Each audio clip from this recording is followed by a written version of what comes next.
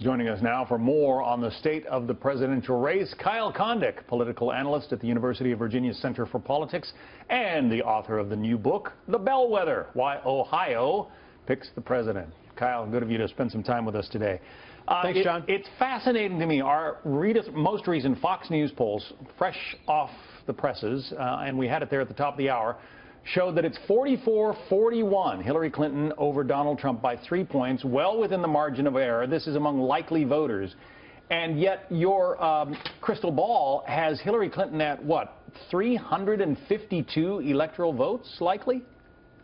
Yeah, we do, and you know, a lot of the national polls, they're kind of all over the map, although they generally range from sort of a small Clinton lead, which is what Fox News shows, to a Clinton lead of about double digits. I don't think double digits is right, but I also think Clinton is probably up somewhere around 5 to 6 points, and our electoral map has Clinton at 352 electoral votes. That would be a victory somewhere along the lines of between Obama 2008, where he won 365, and Obama 2012, where he won 332. So if you're sort of suggesting that Clinton is in the mid 300s, you're kind of suggesting that maybe the national lead is about 5 to 6 points, which is somewhere in between, again, Obama 08 and Obama 12, and that's where we are right now. Now, is the race over? I don't think it necessarily is, but I do think that Clinton is a fairly strong favorite with just a dozen days to go here. I want to take a look and drill down a little deeper into some of our Fox News polling. You win presidential races by winning independents. Republican candidates generally get their faithful. Democratic candidates get their faithful. It's the independents who decide.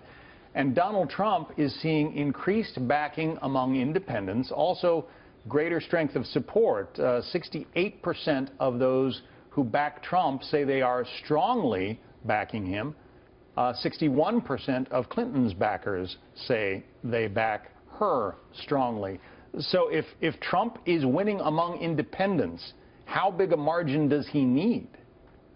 Well, so independents at this particular point in time are somewhat of a Republican-leaning group. Just to put it in perspective, Mitt Romney won independents nationally in the exit polls by about 5 points in 2012. Of course, he lost the election by 4 points. Independents are important, but at the current makeup of the electorate, there are just slightly more, maybe 5 to 6 percentage points more worth of self-described Democrats out there as opposed to Republicans. And Clinton is getting just a little bit more party unity than Trump is right now, which I think accounts for why she's leading in the Fox News poll and also in some other national polls. Well, back to that measure of independent leanings, I guess you'd say. A couple of weeks ago, it was 35% each. Now it's 41 to 28% in favor of Donald Trump. That's a pretty significant shift, isn't it?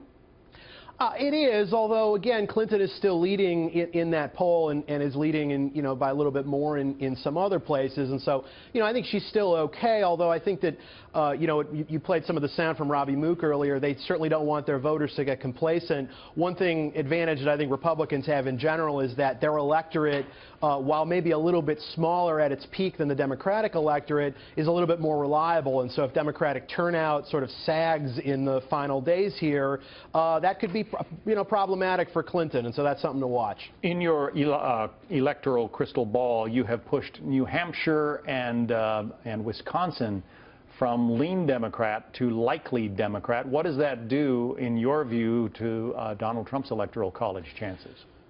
So those were important changes. I mean, New Hampshire and Wisconsin are not huge states, but what it does to our overall map is it pushes Clinton over 270 electoral votes in terms of ones we rate as likely or safe.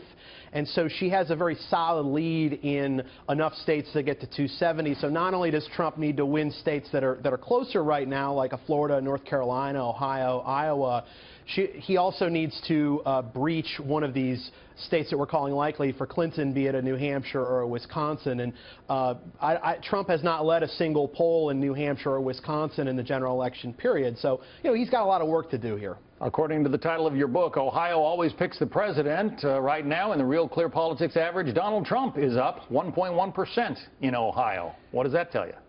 So Ohio historically is a necessary but not sufficient condition for Republican presidential victory. The state does typically vote for the winner. It hasn't voted for the loser since 1960. But to the extent it deviates from the national voting, it usually does so in a little bit of a Republican direction. And so there's definitely a possibility that Trump would win Ohio, which is, again, historically a little more Republican and also demographically friendly to him, but that Clinton could still win the election. So it's possible that Ohio would vote for the loser, although I think Ohio is basically 50-50 right now. This race is breaking the molds in a lot of ways. Kyle Kondik, University of Virginia Center for Politics. Thank you. Thanks, John.